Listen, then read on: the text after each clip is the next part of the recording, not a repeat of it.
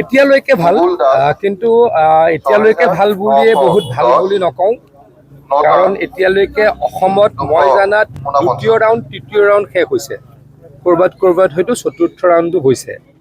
কিন্তু অসমত প্ৰত্যেকটো সমষ্টিৰ গড়ে প্ৰায় 20 ৰাউণ্ড হ'ব।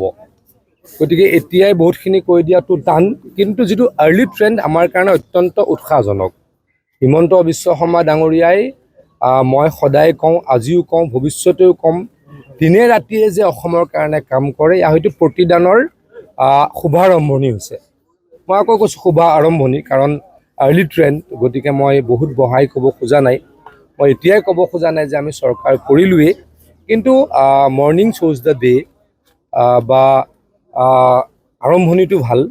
গতিকে নিশ্চয়কৈ ভাল হ'ব বুলি আশা ৰাখিছোঁ। ডেফিনেটলি এতিয়াই মেজিক নাম্বাৰ টাচ কৰিছে, কিন্তু আকৌ কৈছোঁ ইলেকশ্যন আমি বহুত দিনৰ পৰা লক্ষ্য কৰিছোঁ, সৰুৰ পৰা ৰাজনীতি কৰিছোঁ, এণ্ড মমেণ্টত চেঞ্জ হয়। গতিকে বহুত ডাঙৰকৈ নকওঁ, অলপ লাহে লাহে কওঁ, আৰু 1.5 ঘণ্টা 2 ঘণ্টাৰ পাছত আপোনালোকৰ লগত কথা পতাৰ চেষ্টা কৰিম। এতিয়া যিটো পৰিৱেশ, এই মুহূৰ্তত যিটো পৰিৱেশ, তেওঁলোকে হয়তো সেই চিন্তা এই মুহূৰ্তত কৰিব নোৱাৰিব। কিন্তু মই আকৌ কৈছোঁ, অলপ সময়ৰ পাছত বদলিও যাব পাৰে।